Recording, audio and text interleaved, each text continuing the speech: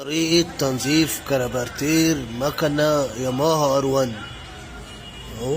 حلينا الكربرتير اهو اهو. هنبقوا مع بعض خطوة بخطوة.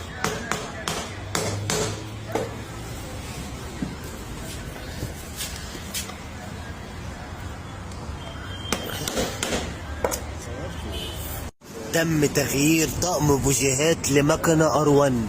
غيرنا الطقم، بنركب فلتر هواء، هنطلع نصرخ ونشوفوا اداء المكنة مع بعض. يلا بينا.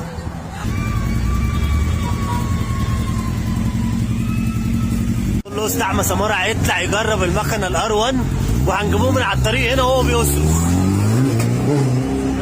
دلوقتي يا جماعة اللوستا بيفوق مكنة ار1 وانا ما بحبوش يعمل كده. يعني انا ما بحبوش يعمل الجري ده. بص جاي اهو، ربنا بيستر عليه.